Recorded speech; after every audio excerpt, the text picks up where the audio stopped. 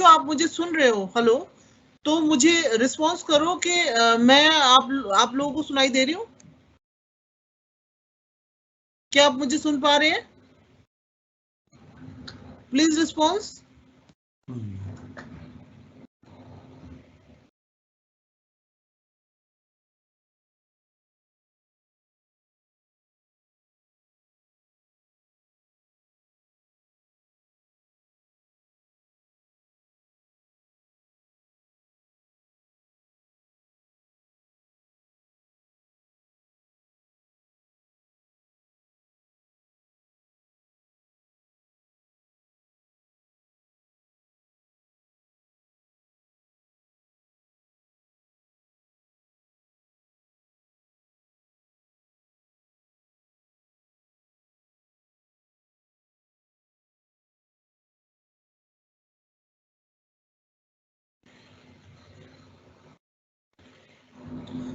ठीक है, मैं स्टार्ट कर रही हूँ फिर। Okay sir.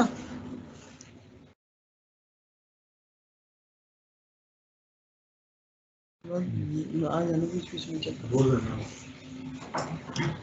हेलो बच्चों, मैं डॉक्टर संजीता आप लोगों को आज हिंदी गद्य के विभिन्न रूपों का परिचय कराने जा रही हूँ। अच्छा, मैंने शायद पिछली क्लास में बताया था और अब भी आपको बता रही हूँ कि गद्य क्या होता है। ठीक है, तो पहले हमें ये समझना जरूरी है कि गद्य क्या होता है। तो गद्य और पद्य दो रूप होते हैं साहित्य के। तो गद्य जिसमें जो विचार प्रधान होता है उसको गद्य कहा जाता है। तो जब हम देखते हैं कि गद्य की शुरुआत कहाँ से होती है, तो हम सबसे पहले जो शुरुआत देखते हैं वो भारतीय युग से मानते हैं।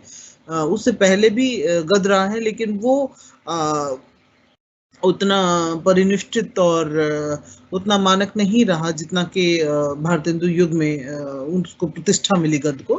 तो भारतेंदु से पहले जो है वो ऋतिकाल था, तो उसकी जो भाषा थी वो ब्रज थी। तो गद्य की जो प्रतिष्ठा का युग है वो 1874 से 1900 हम मान सकते हैं। तो भारतेंदु से पूर्व का जो काल है वो गद्य की स्थिर हो जाने का युग था। भारतेंदु हरिश्चंद्र के, जो 1850 से 1885 उनका समय रहा, के नेतृत्व में हिंदी गद्य में एक नया निखार आया और उसमें कई विधाएं जो है विकसित हुई।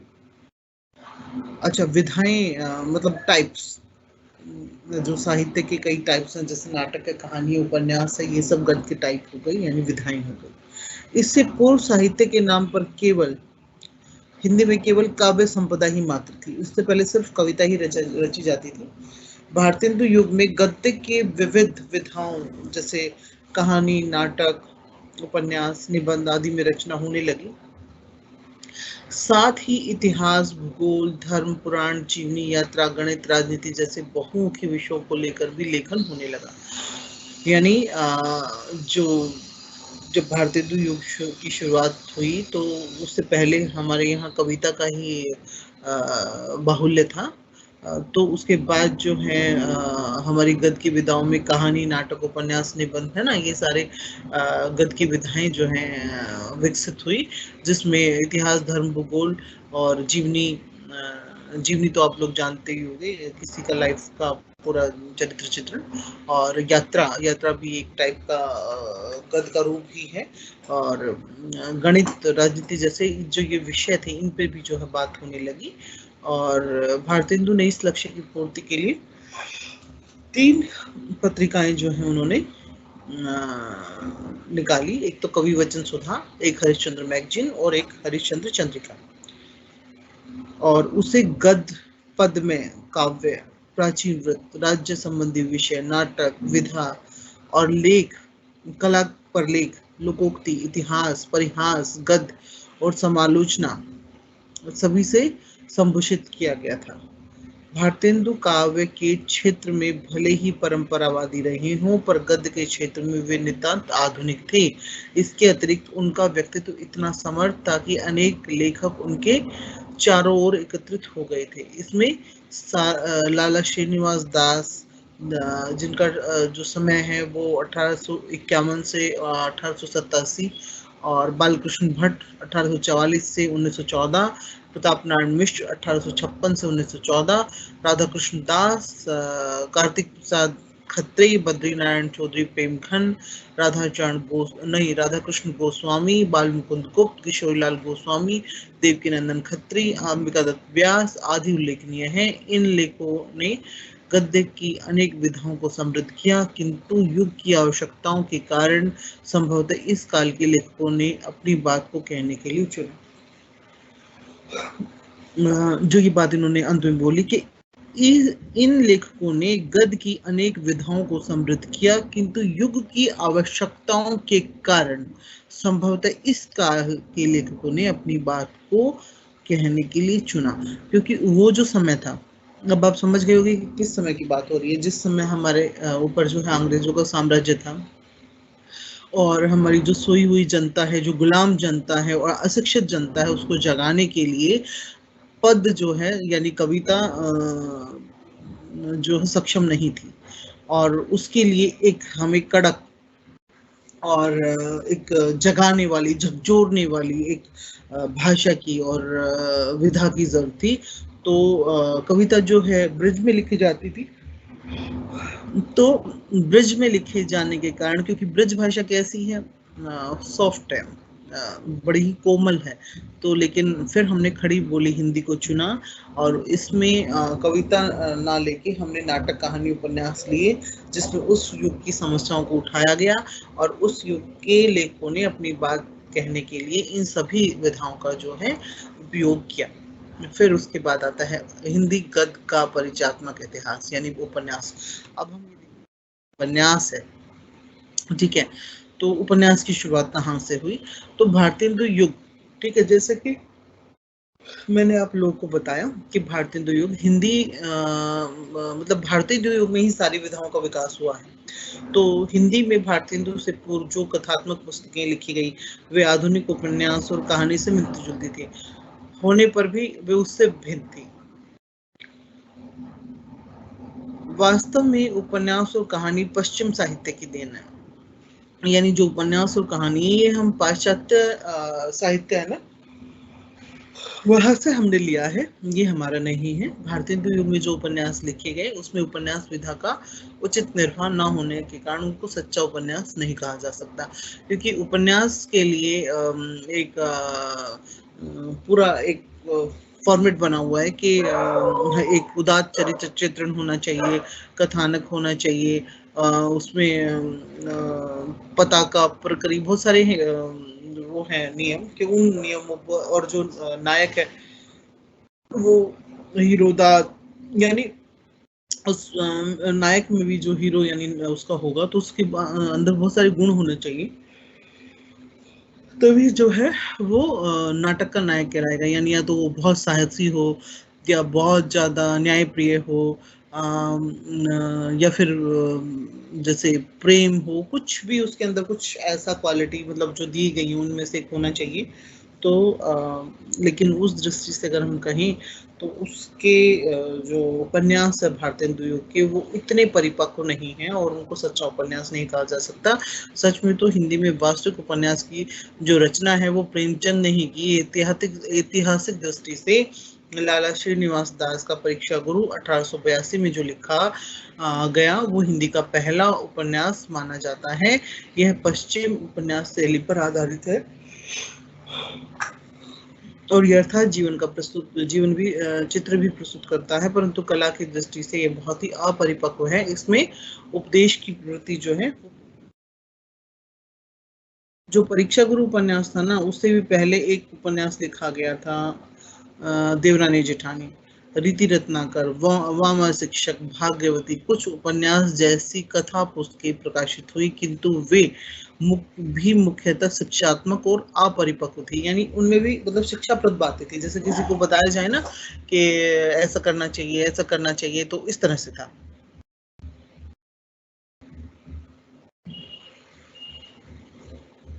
एक मिनट बच्चों,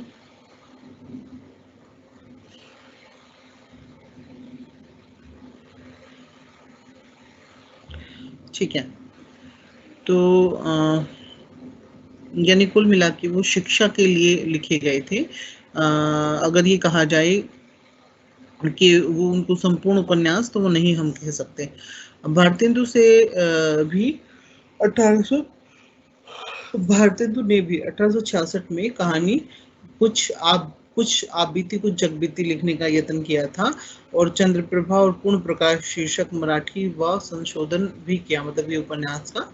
तो उनकी प्रेरणा से राधाचरण गोस्वामी ने भी, गदाधर सिंह ने भी, राधा कृष्ण दास ने भी, प्रताप नारायण मिश्र आदि ने भी बंगला के बहुत सारे उपन्यासों का हिंदी में अनुवाद किया और मौलिक उपन्यास भी लिखे। इन लेखों के अतिरिक्त बाबू कार्तिक प्रसाद खत्री और रामकृष्ण वर्मा आदि और भी कई लेखकों ने बंगला उपन्यासों का अनुवाद किया।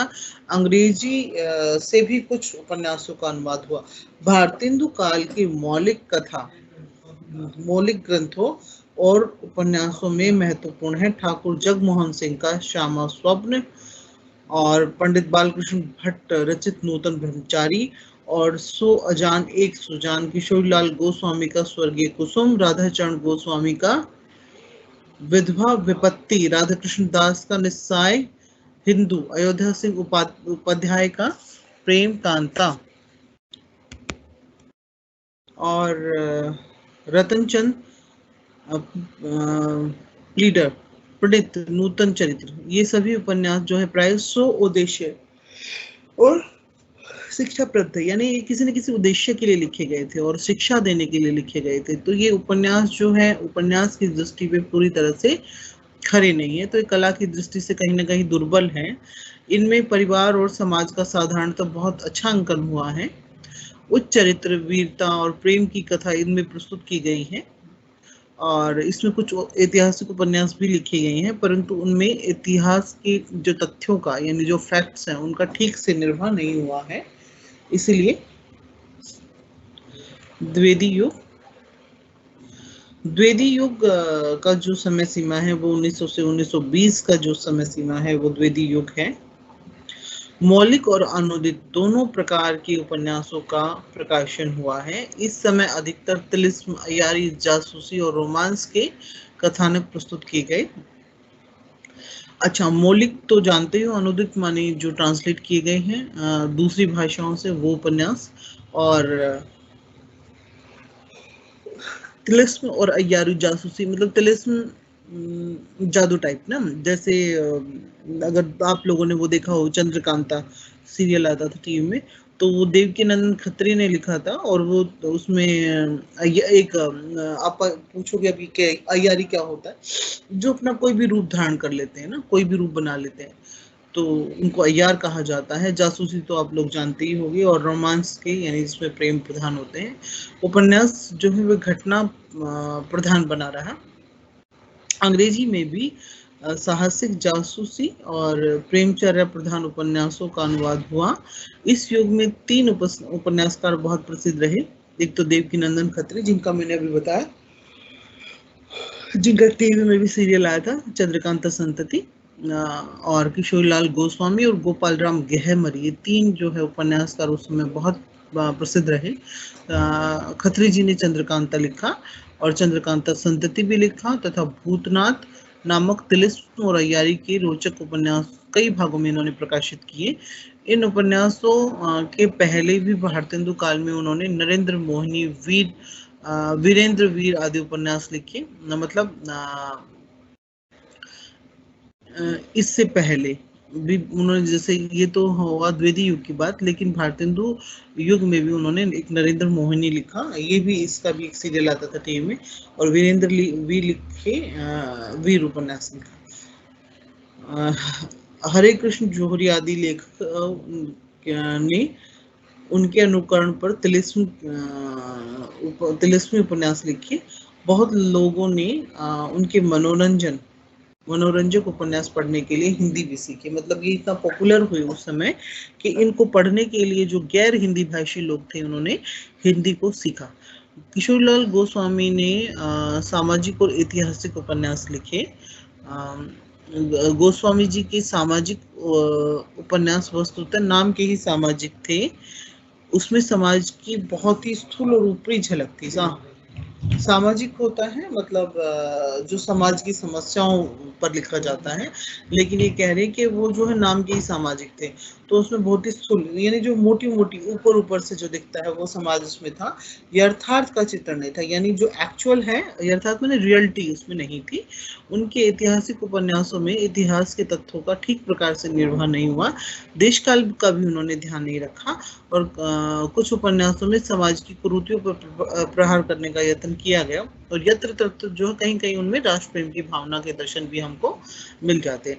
परंतु जो गोस्वामी जी के अधिकांश उपन्यास उत्तेजक श्रृंगार से युक्त हल्के मनोरंजन के साधन थे, यानी उनमें प्रेम का जो है वर्णन था, और वो सिर्फ मनोरंजन के लिए ही देखा जाए तो थे। गोस्वामी जी ने लगभग 65 उपन्यास लिखे। उनमें से कुछ उपन्यासों के नाम है कुसुम कुमारी, हृदय हानि, लबंग लता, रजिया बेगम, तारा, कनक कुसुम, मल्लिका देवी, राजकुमारी, लखनऊ की कब्र, चपला, प्रेम में। जैसा कि उनके नाम से, मतलब इन नामों से प्रकट है कि ये उपन्यास जो है नारी प्रधान है ना, और श्रृंगारिक है। वास्तव में उनमें समाज और इतिहास के संदर्भ में कामुकता तथा विलासिता का अंकन हुआ है। उन्होंने उन्होंने उपन्यास नामक पत्रिका भी निकाली, जिसमें उनके 65 छोटे बड़े उपन्यासों को प्रकाशित किया गया था। आचार्य शुक्ल ने गोस्वामी जी के संबंध में लिखा है कि इस द्वितीय उत्थान काल के भीतर उपन्यासकार इन्हीं को कह सकते हैं, परंतु वस्तुतः उपन्यासकार की सच्ची प्रतिभा इनमें भी नहीं है। गोपाल राम गेहमरी जासूस नामक पत्रिका प्रकाशित करते थे। उनमें उन्होंने 60 के लगभग उपन्यास छपे। अंग्रेजी सॉरी अंग्रेजी की जासूसी उपन्यासों के अनुकरण पर उन्होंने जासूस की भूल, घर का भेदी, अद्भुत खून, भोजपुर की ठगी आदि रहस्यपूर्ण साहसिक डकैती तथा ठगी की कथाएं निर्मित की। वैसे उन्होंने जासूसी उपन्यासों के क्षेत्र में आदर्श के निर्वाह और लोका उपकार की भावना के समय का समावेश का यत्न किया, और आदर्श जासूसों की सृष्टि की। गहमरी जी ने बंगला में गृहस्थ जीवन संबंधी कुछ उपन्यासों का अनुवाद भी किया।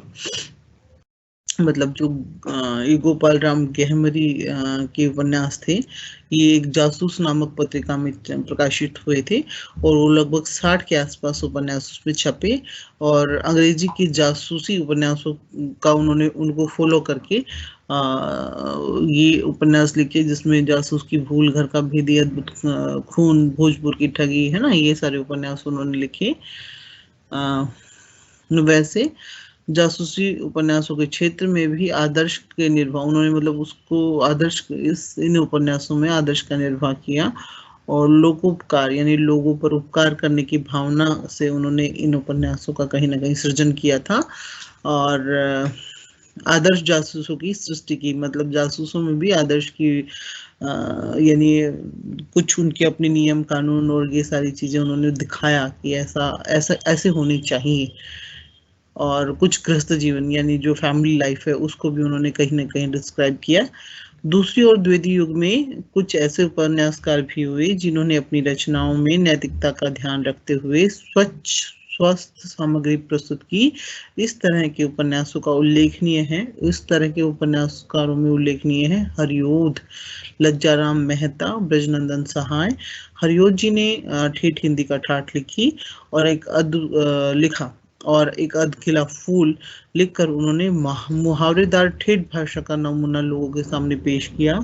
मेहता जी ने सुधारवादी दृष्टिकोण से आदर्श हिंदू, आदर्श दंपति और हिंदू गृहस्थ आदि उपन्यास लिखे। ब्रजनंदन सहाय के सुंदर उपासक में काव्य का आनंद मिलता है। स्पष्ट है कि गोस्वामी जी और गहमरी जी और खत्री जी के उपन्यासों में जहां स्थूल सौंदर्य और उत्तेजक श्रृंगारिकता प्रस्तुत है, वहां इन उपन्यासकारों के ग्रंथ उपदेशात्मक भावना की छटा भी दिखाने वाले हैं, यानी जहां इनमें प्रेम और श्रृंगार की भावना है, कहीं ना कहीं उनमें उपकार की भावना भी उसमें हमें दिखाई देती है।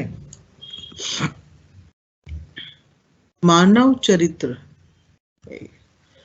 मानव चरित्र और मानव जीवन के सच्चे चित्रण और उपन्यास काल की पूर्णता की और इस समय तक किसी का भी ध्यान नहीं गया था। यानी उपन्यास का जो सच्चा अर्थ है वो हमें किसने दिया? मुंशी प्रेमचंद ने। इस काल में किशोरीलाल गोस्वामी के अतिरिक्त कुछ और लेखकों ने भी ऐतिहासिक उपन्यास लिखे। इनमें उल्लेखनीय है गंगा प्रसाद गुप्त का वीर पत्नी और मिश्र बंधुओं के विक्रमादित्य, चंद्रगुप्त मौर्य तथा पुष्पमित्र। द्वितीय युग में भी अधिकतर साधारण जनता की मनोरंजन और मनोविनोद के लिए घटना प्रधान उपन्यास लिखे गए।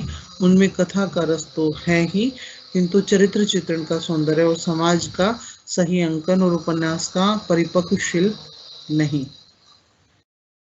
इस समय के उपन्यासकारों में को न तो मानव जीवन और मानव स्वभाव का सूक्ष्म और व्यापक ज्ञान था, यानी सही ज्ञान नहीं था उनको, और न ही उपन्यास की कला से ही उनका अच्छा परिचय था। यानी उपन्यास किस तरह से लिखा जाना चाहिए, उसमें कौन कौन से तत्व होने चाहिए थे, ये सब ज्ञान उनको उस समय नहीं था। क्योंकि वो शुरुआत थी ना, और शुरुआत में तो बहुत सारी चीजें छूट जाती हैं, और फिर जब धीरे धीरे जब पहले से दूसरा, दूसरे से तीसरा आदमी एक ही काम को करता है, तो जो पहले में कमी की थी वो दूसरा नहीं करेगा, जो दूसरे ने की थी वो तीसरा नहीं करेगा। तो हम सीखते हैं ना एक दूसरे से, तो पहले भी ऐसे हुआ। ऐतिहासिक हाँ, इस समय के उपन्यासकारों ने को न तो मानव जीवन का और न मानव स्वभाव का सूक्ष्म और व्यापक ज्ञान था, और न ही उपन्यास कला का उनका अच्छा परिचय था। इस काल में अधिकतर प्रेम प्रधान, साहसिक और विस्मयकारक, विस्मय माने जिसमें हमें लगे अरे ये क्या हो गया, जिसमें बार बार चौंक जाते हैं, ऐसे उपन्यास ही लिखे गए। और ऐतिहासिक और शिक्षात्मक और काव्यात्मक उपन्यास भी लिखे गए, परंतु बहुत कम लिखे गए ऐसे उपन्यास। पात्र अधिकतर सौंदर्य के प्रति आकर्षित होने वाले विलासी प्रेमी प्रेमिका और राजकुमार राजकुमारी थे। यानी ज्यादातर उस समय जो इन्होंने नायक नायिका लिए, तो वो ज्यादातर या तो प्रेमी प्रेमिका रहे, या राजकुमार राजकुमारी रहे, या फिर अय्यार और जासूस रहे।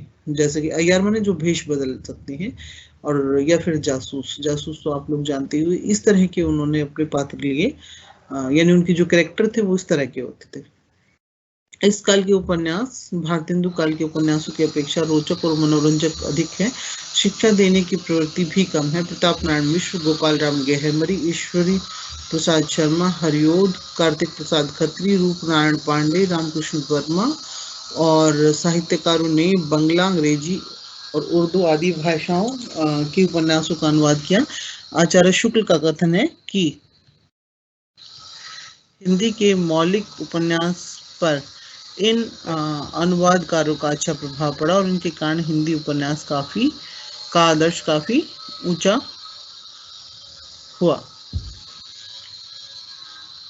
प्रेमचंद युग, जैसा कि मैंने आपको पहले भी बताया कि जो हिंदी उपन्यास की शुरुआत है वो प्रेमचंद युग में ही ठीक ढंग से हुई। उससे पहले जो उपन्यास लिखे गए वो कला की दृष्टि से और उस तरह से उपन्यास नहीं थे जैसा कि प्रेमचंद युग में हुआ। प्रेमचंद ने आदर्शवादी यथात्मक उपन्यास लिखे, यानी जो जैसा है समाज का वो दिखाया उन्होंने, लेकिन उसके बाद जो अंत किया वो आदर्शवादी था। द्वितीय युग के अंत तक, यानी 1917 ईस्वी तक, हिंदी के मौलिक और अनुदित दोनों प्रकार के उपन्यासों की संख्या काफी थी, और मौलिक उपन्यास अनेक प्रकार के और अनेक विषयों पर थे। यानी मौलिक तो आप लोग समझ ही गए, यानी जो खुद के द्वारा लिखे जाते हैं, जो किसी और का ट्रांसलेशन नहीं होता, वो मौलिक होते। तो बहुत तरह के विषय पर लिखे जा चुके थे। उपन्यास कर्म से जीवन और समाज के निकट आ रहा था। उससे पहले वो राजकुमारी, प्रेमी प्रेमिका पे था, तो उसके बाद जो ये उपन्यास है प्रेमचंद युग में, वो समाज के निकट आ रहा था, जीवन के निकट आ रहा था, परंतु अब उसमें बहुत सी त्रुटियां थी।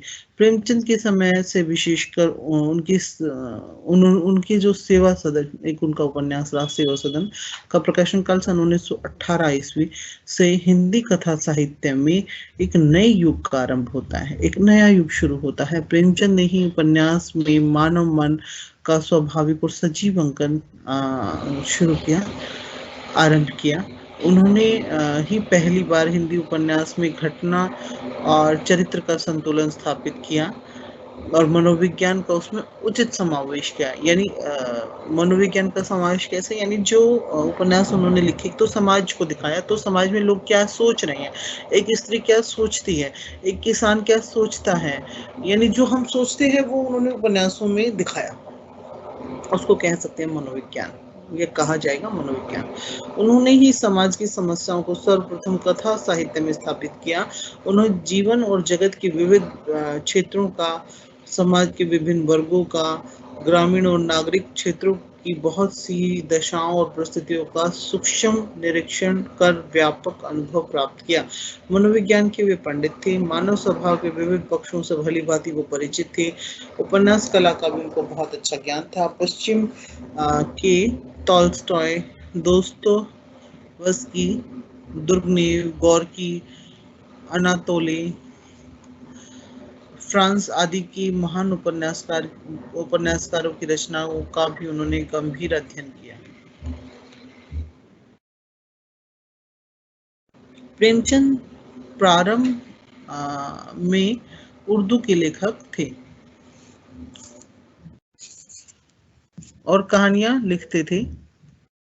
एक सेकंड,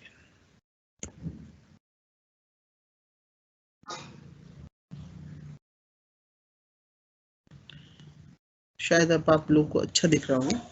प्रेमचंद प्रारंभ में उर्दू के लेखक थे और कहानियां लिखते थे। उर्दू में उनके कुछ उपन्यास भी प्रकाशित हुए। बाद में उन्होंने हिंदी में लिखना आरंभ किया। उनके जो महत्वपूर्ण उपन्यास हैं उनका नाम है सेवा सदन, प्रेमाश्रम, रंगभूमि, कायाकल्प, निर्मला, गबन, क्रमभूमि, गोदान और मंगलसूत्र।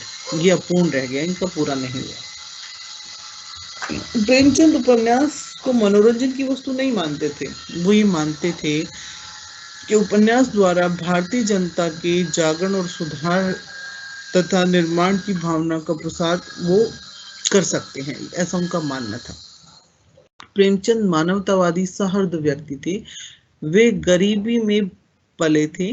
गरीबों के दुख दर्द को वो समझते थे। समाज के निम्न वर्ग से उनको सहानुभूति थी। जीवन के अंतिम समय में जैसा कि उनके अंतिम उपन्यासों गोदान और मंगलसूत्र से प्रकट है, उनका झुकाव साम्यवाद की ओर हो गया था। साम्यवाद माने कम्युनिस्ट। वो सच्चे अर्थ में यथार्थवादी और प्रगतिशील हो गए थे। अपनी पुस्तकों में प्रेमचंद के ने किसानों की आर्थिक दशा, जमींदारों जमींदारों और पुलिस के अत्याचारों, ग्रामीण जीवन की कमजोरियों, समाज की कुरीतियों, शहरी समाज की कमियों, विधवा और वेश्याओं की समस्याओं, नारी की आभूषण प्रियता, यानी नारी की को किस तरह से गहनों से प्रेम है, ये सब उन्होंने दिखाया। मध्यम वर्ग की झूठी शान, के मध्यम वर्ग किस तरह से झूठा दिखावा करता है और दिखावे की प्रवृत्ति, सम्मिलित हिंदू परिवार में नारी की दयनीय स्थिति और आदि प्रश्नों और पक्षों पर प्रकाश डाला। उन्होंने अपने कई उपन्यासों में गांव और शहर की कहानियों, ग्रामीण नागरिक जीवन की झांकी एक साथ साथ प्रस्तुत की। उनके उपन्यासों में कथानक सुगठित हैं, चरित्र चित्रण प्राय मनोविज्ञान के अनुकूल सजीव और स्वाभाविक है, संवाद पात्रों और परिस्थितियों के अनुसार है, भाषा सरल और व्यवहारिक है। अच्छा, अब मैं आप लोगों को अपने शब्दों में मोटा मोटा बताती हूँ अभी तक जो हमने पढ़ा।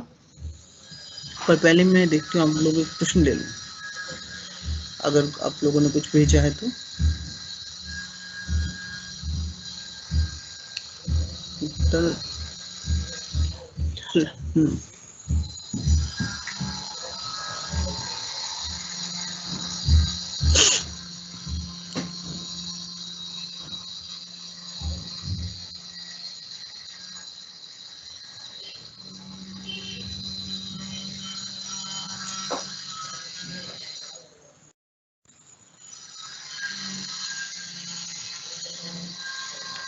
प्रश्नों में देखती हूँ आपने अगर कुछ पूछा है, आपको कोई दिक्कत आ रही है तो देख लेते, फिर उसके बाद आगे कंटिन्यू करते हैं।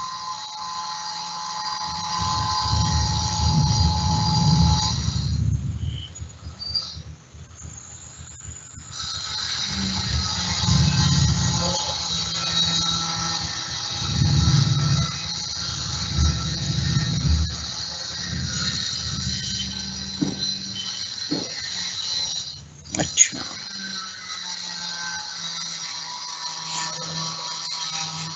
ओके। गुड आफ्टरनून बच्चे। मैम लेट क्लास क्यों? बच्चे मैं तो क्लास में टाइम से बैठी थी, वो आगे से ज्वाइनिंग में थोड़ा इशू आ रहा था। नोट्स कौन सा? यही तो, अच्छा यही तो नोट्स है जिनसे मैं पढ़ा रही हूँ। व्हाट्सअप नंबर शॉर्ट में रिवीजन, ठीक है। मैं आपको अभी रिवीजन करा देती हूँ मोटा मोटी। अच्छा सिलेबस, चलो ठीक है, मैं अभी आपको दिखा देती हूँ। बच्चों अभी मैं दिखाऊंगी आप लोगों को सिलेबस, आप उसको नोट कर लेना, स्क्रीनशॉट ले लेना, ठीक है, फोटो खींच लेना।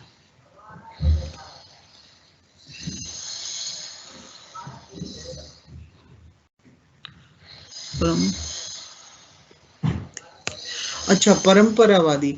परंपरावादी माने जो परंपरा से चीजें आ रही है ना, जो जैसे मान लो हमने कुछ चीजें मान ली कि अब हमारी परंपरा है कि हम भगवान शिव को जल चढ़ाते हैं या फिर हम होली मनाते हैं, ये हमारी परंपराएं तो हैं।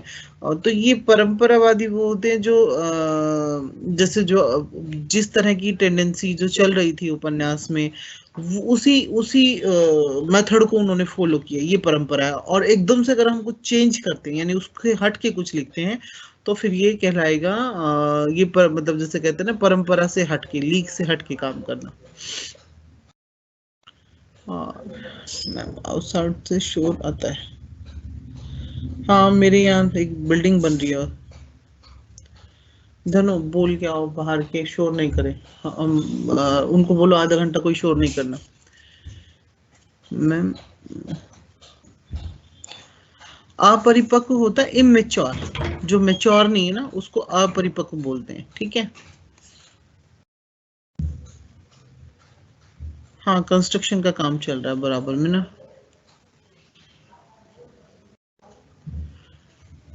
राजन को बोलना।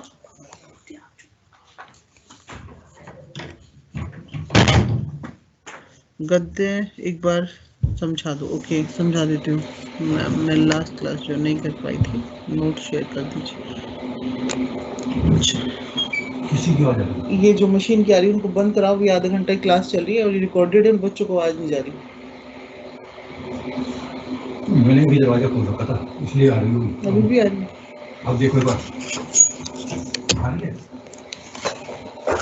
बच्चों 2 मिनट आ रही हूँ, उस कमरे में जाते हैं, उनको बोल दो एक बार, बोलो ना उनको बंद कर ले। नीचे जा रहा हूँ।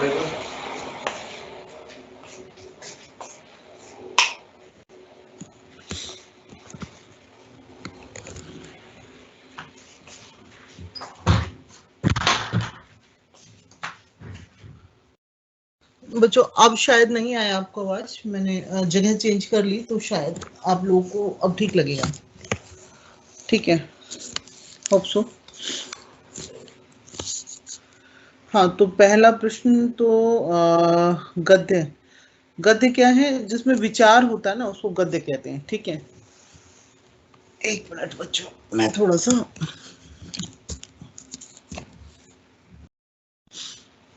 जो विचार प्रधान होता है ना उसको गद्य कहते हैं, उसमें लय नहीं होती, उसमें विचार होता है।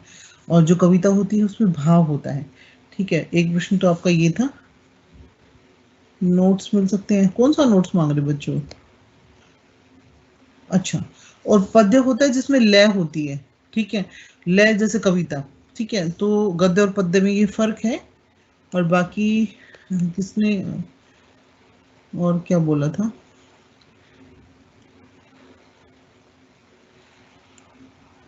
ठीक है, परंपरावादी में मैंने आपको बता दिया है। हिंदी सी का सिलेबस, ठीक है। देखो बच्चों, मैं आपको सिलेबस देती हूँ, पहले मैं ये पूरा करा दूं, पूरा करा के उसके बाद मैं आप लोगों को बताती हूँ आगे, ठीक है।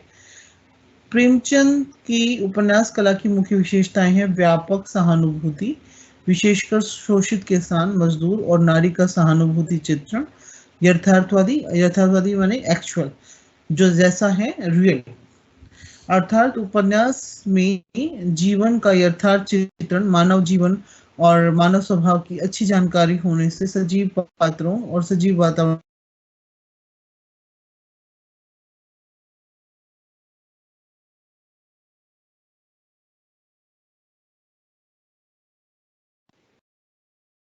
के विभिन्न वर्गों की प्रतिनिधि पात्रों की दृष्टि अपने व्यक्तित्व को पात्रों से पृथक करके रखकर उन्हें प्राय अपनी सहज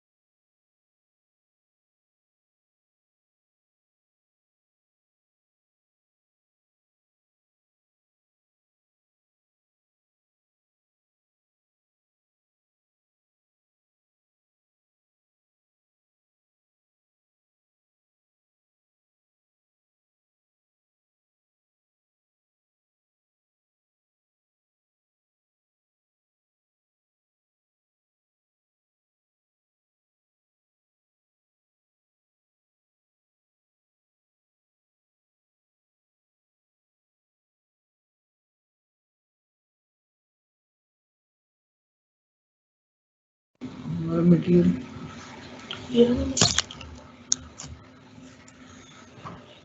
बच्चों पता नहीं डिस्कनेक्ट हो गया था, क्यों हो गया था मुझे नहीं पता।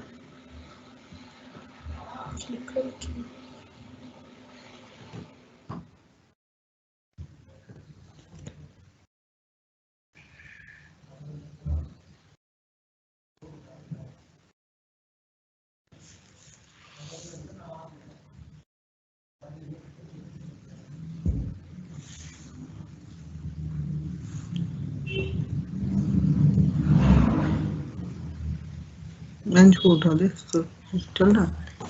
हेलो बच्चों, आवाज आ रही है? आवाज आ रही है? बस मुझे रिस्पॉन्स कर दो कि मैं दिख रही हूँ। नहीं है, 1 मिनट, 3 8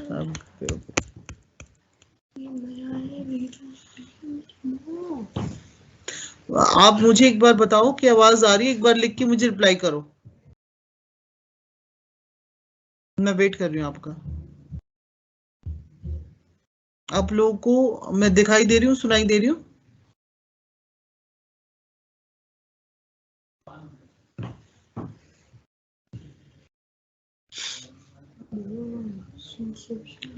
बच्चों please give me response.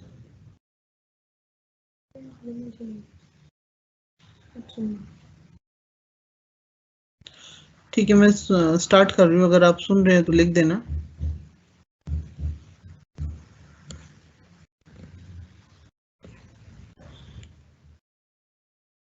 Premchand के जो अन्य उपन्यासकार हैं वो है विशंबर नाथ शर्मा कौशिक, प्रसाद निराला, सुदर्शन चतुर्सेन शास्त्री, वृंदावन लाल वर्मा, प्रताप नारायण मिश्र, श्रीवास्तव, श्री राम शरण गुप्त, पांडे बेचन शर्मा उग्र, भगवती प्रसाद वाजपेयी, गोविंद वल्लभ पंत, राहुल सांस्कृत्यायन और जैनेन्द्र। कौशिक जी के उपन्यास माँ और भिखारिणी नारी हृदय का मनोवैज्ञानिक चित्र प्रस्तुत करते हैं। आचार्य चतुर्सेन ने नारी की समस्या पर हृदय की परख और हृदय की प्यास, अमर अभिलाषा आदि उपन्यास लिखे थे। बाद में उनके बहुत से सामाजिक, ऐतिहासिक और वैज्ञानिक उपन्यास प्रकाशित हुए। उनके कुछ उपन्यास उल्लेखनीय हैं, जैसे कि गोली, वैशाली की नगरवधू, व्यम रक्षाम, सोमनाथ महालय, सोना और खून और खगरास। अच्छा, वृंदालाल वर्मा के इतिहास के तथ्यों की संपूर्ण रक्षा करते हुए कई महत्वपूर्ण इतिहास उपन्यासों की रचना की है। उन्होंने विराटा की पद्मिनी, झांसी की रानी, कचनार, मुंगेनी, माधव जी सिंधिया और उच्च कोटि के ऐतिहासिक उपन्यास लिखे। हिंदी के कुछ अन्य उल्लेखनीय ऐतिहासिक उपन्यास है जयशंकर प्रसाद की इरावती, जो कि अधूरा रह गया, हजारी प्रसाद द्विवेदी का बाण भट्ट की आत्मकथा और चारूचंद्र लेख, चतुर्सेन शास्त्री का वैशाली की नगरवधु, राज सिंह सोमनाथ। अच्छा बच्चों देखो, ये तो सिर्फ नाम है, आप लोग पढ़ ही लोगे। पहला जो आपने प्रश्न की मुझसे किया था कि मैं एक बार बता दूं आपका हिंदी सी का सिलेबस, ठीक है, तो ये आप देखो, ये है हमारा नोट्स, मतलब जो हमें एसएल से प्रोवाइड होता है, ये ऑनलाइन है, ये आप देख सकते हो। और ये है हमारा सिलेबस। तो सिलेबस में हिंदी गद्य का उद्भव और विकास मैंने पिछली क्लास में कराया था, और हिंदी के गद्य रूपों का परिचय ये मैं इस क्लास में करा रही हूँ, ठीक है। अब आप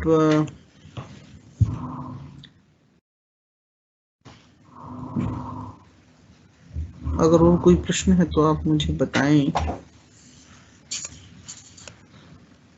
ओके, थैंक यू। आप लोगों ने लिखा कि आप मुझे सुन पा रहे हो। मैं अभी तक कंफर्म ही नहीं थी कि आपको आवाज आ रही है नहीं आ रही है। Thank you so much. Video clear नहीं है? अब तो वीडियो क्लियर होगा ना? शो हो रहा है, ठीक है ठीक है ठीक है ठीक है, ओके, चलिए ठीक है। अब मैं आपको ना मोटा मोटी बहुत छोटे में समझाती हूँ, आपको बहुत पढ़ा लिया मैंने। जो हमारा आप लोगों ने ले लिया होगा सिलेबस का फोटो, ठीक है, तो आप लोगों ने जो मुझसे मांगा था। अब मैं आपको बताती हूँ कि हिंदी गद्य क्या है। ये तो था किताबी, अब है मेरा जो मैं आपको अपना वर्बल आपको बताऊंगी। देखो, जब हम बात करते हैं गद्य की, तो गद्य का मतलब होता है विचार, और गद्य में क्या क्या आता है? नाटक, कहानी, उपन्यास, ये सब गद्य में आते हैं, ठीक है। तो वो जब गद्य की शुरुआत हम देखते हैं तो उसका जो समय सीमा है वो हमारी 1850 से हम मान सकते हैं, ठीक है। 1850 यानी जो भारतेंदु युग था, और इसमें भारतेंदु हरिश्चंद्र हुए, जिन्होंने नाटक के माध्यम से, उपन्यास के माध्यम से, कहानी के माध्यम से हिंदी गद्य का विकास किया। और उससे पहले जो है ये सब सुप्तावस्था में, सब मतलब कुछ सिर्फ काव्य ही एक हमारे पास साहित्य के रूप में संपदा थी, यानी कविताएं और काव्य लिखा जाता था। और ये जो नाटक का, या तो संस्कृत में नाटक थे या फिर सीधा भारतेंदु युग में आए, क्योंकि भारतेंदु ने नाटकों का चुनाव इसलिए किया क्योंकि उस समय जो हमारे देश की जनता थी वो अशिक्षित थी, क्योंकि हमारा देश गुलाम था, ठीक है। तो अशिक्षित जनता को जगाने के लिए एक हमें सशक्त माध्यम की आवश्यकता थी, जो विचार प्रधान हो, लोगों को झकझोरे, पुनर्जागरण का काम किया, है ना। तो उसके लिए उन्होंने नाटकों को चुना। और भी जो विधाएं हैं, जैसे उपन्यास हुआ, कहानी हुआ, तो इनके माध्यम से जो सोई हुई जनता तक अपने विचार पहुंचाने का कार्य किया। और उसके लिए जो है ब्रज भाषा को उन्होंने हटा के और खड़ी बोली हिंदी का चुनाव किया। और उससे पहले, क्योंकि खड़ी जो अभी मैं बोल रही हूँ वो खड़ी बोली हिंदी है, ठीक है, तो उन्होंने खड़ी बोली हिंदी का चुनाव किया। और खड़ी बोली हिंदी में उपन्यास, नाटक, कहानी, इन सभी, रेखा चित्र, संस्मरण, इन सभी का विकास किया। अब आप पूछोगे कहानी, कहानी तो आप सब लोग जानते हो कि कहानी क्या होती है, और उपन्यास माने नॉवेल्स, ठीक है। और रेखा चित्र होते हैं यानी किसी के बारे में बताना, जैसे उसका नाक कैसा, उसकी मतलब हम कहीं घूमने जाते हैं तो जो महादेवी वर्मा ने रेखा चित्र और संस्मरण लिखे हैं, तो जब हम कहीं घूमने जाते हैं तो हम, जैसे मान लो फॉर एग्जांपल वैष्णो देवी गए, तो वैष्णो देवी जब हम गए तो रास्ते में हमें जो भी मिला, कोई भी व्यक्ति, तो हम कहेंगे हमें फला फला जगह पे वो व्यक्ति मिला था। तो ये संस्मरण माने यादों के आधार पे, रेखा चित्र माने हमें एक आदमी मिला जिसके बाल आगे से उड़े हुए थे और पीछे कुछ बाल थे जो आधे काले आधे सफेद थे, उसकी नाक मोटी थी, थोड़ा आगे से चोंचदार थी, आंखें बड़ी बड़ी थी, भौहें घनी थी, कान थोड़े लंबे थे, ऊपर का होठ मोटा था, आगे के दांत थोड़ा निकले हुए थे। आपको दिखाई देने लग गया होगा ना ऐसा व्यक्ति, और उसने धोती कुर्ता पहना हुआ था, हाथ में एक लाठी ली हुई थी, तो इसको क्या कहेंगे? संस्मरण, रेखा चित्र। रेखा चित्र यानी किसी का स्केच बनाना। तो हम अपने शब्दों के माध्यम से किसी का स्केच बनाते हैं, तो ये भी एक टाइप है गद्य का, ठीक है। तो उपन्यास आपको पता चल गया क्या होता है, कहानी पता चल गई, ठीक है। अब रेखा चित्र और संस्मरण मैंने बता दिया। और नाटक तो आप लोग सब जानते ही हो, नाटक जैसे टीवी में जो सीरियल्स आते हैं उसी तरह से नाटक होता है जो स्टेज पर प्ले होता है। तो ये जो है गद्य की विधाएं थी, और इन सभी का विकास जो है भारतीय हिंदू युग से शुरू हुआ, और भारतीय हिंदू युग में इनकी शुरुआत हुई, और उसके बाद इसका विकास द्वितीय युग से होते हुए इसका प्रौढ़ रूप है ना, प्रौढ़ माने पूर्णतः विकसित, वो प्रेमचंद युग में हुआ। प्रेमचंद युग ने जो प्रेमचंद युग में जो उपन्यास लिखे, यानी जो प्रेमचंद जी ने उपन्यास लिखे वो यथार्थवादी उपन्यास थे। उससे पहले आदर्शवादी उपन्यास थे। आदर्शवाद का मतलब क्या हुआ, ऐसा होना चाहिए, ऐसा होगा, यानी उपदेश जैसे होते हैं कि आपको सुबह उठना चाहिए, आपको बड़ों का आदर करना चाहिए, आपको मंदिर जाना चाहिए, ये क्या है, उपदेशात्मक। लेकिन एक्चुअल में क्या है कि मैं 8 बजे उठती हूँ, है ना, और मैं पूजा नहीं कर पाती हूँ, मतलब जो यथार्थ या रियलिटी। तो जो अब एक बात बताओ, हमें बड़े भाई का आदर करना चाहिए, हमें मिलजुल के रहना चाहिए, हमें संयुक्त परिवार में यानी ज्वाइंट फैमिली में रहना चाहिए, क्या है, आदर्श। लेकिन क्या ऐसा होता है, नहीं। आजकल कोई भी आदर्श मतलब ज्वाइंट फैमिली में रहना पसंद नहीं करता है। अब सब, क्योंकि हमारा समाज पश्चिम को फॉलो कर रहा है ना, वेस्टर्न कंट्री को फॉलो कर रहा है ना, तो हम क्या कर रहे हैं, सिंगल न्यूक्लियर फैमिली उसमें रह रहे हैं। तो ये है यथार्थ, ये रियलिटी है। तो ये रियलिटी प्रेमचंद ने अपने उपन्यासों में दिखाई, और उन्होंने उपन्यास में जो समस्या, यानी विधवाओं की समस्या थी, बाल विवाह की समस्या थी, दहेज की समस्या थी, दहेज की समस्या उन्होंने निर्मला उपन्यास में दिखाई, और किसानों की जो समस्याएं थी, वो समस्याएं उन्होंने जो जमीनी स्तर पे थी वो प्रेमचंद जी ने दिखाई। तो अगर हम उपन्यास का संपूर्ण विकास देखें तो प्रेमचंद युग में हुआ, जो कि सन 1918 में उनका पहला उपन्यास सेवा सदन से शुरुआत हुई, और उसके बाद जब तक उन्होंने उपन्यास लिखे तो तब तक उन्होंने अपने उपन्यासों में समाज का यथार्थ यानी समाज की रियलिटी को दिखाया। फिर आते हैं मनोवैज्ञानिक उपन्यास, यानी प्रेमचंद के बाद जो उपन्यास आई वो यशपाल ने लिखे मनोवैज्ञानिक उपन्यास। प्रेमचंद का एक यशपाल का एक उपन्यास है पाजीब।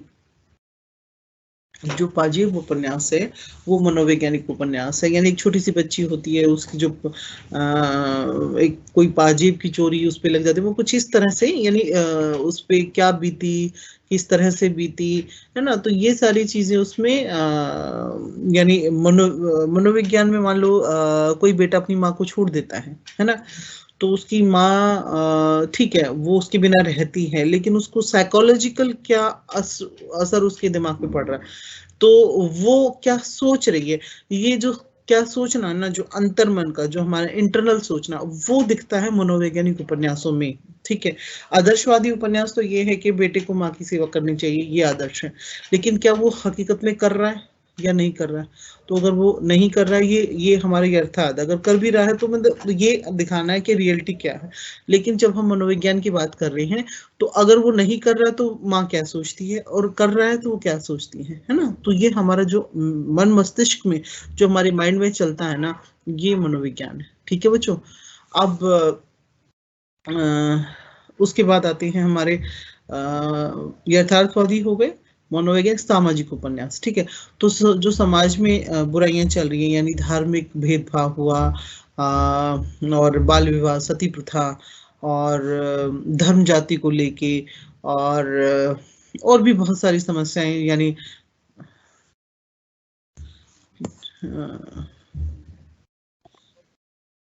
चलिए बच्चों, मुझे लगता है समय हो गया हमारा ना, यस समय हो गया।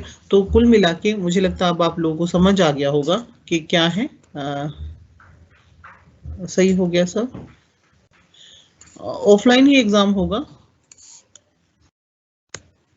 ठीक है, अब तो ऑफलाइन ही होगा। चलो बच्चों, मुझे लगता है आप लोगों को समझ आ गया होगा, मेरी क्लास का समय हो गया है, और मैंने आपको पूरा अच्छे से ये समझाया कि हिंदी गद्य के क्या रूप होते हैं, और हिंदी गद्य क्या होता है ये आपको समझ आ गया। कौन सा होता है, नाटक, कहानी, उपन्यास, ये हिंदी गद्य के रूप है। नाटक, कहानी, उपन्यास, संस्मरण, रेखा चित्र, ये हमारी गद्य के रूप है, और इनका विकास कहाँ से होता है, भारतीय हिंदू युग से होता है। और उसके बाद जब भारतीय हिंदू में, चलिए ठीक है बच्चों, okay, class is over, bye.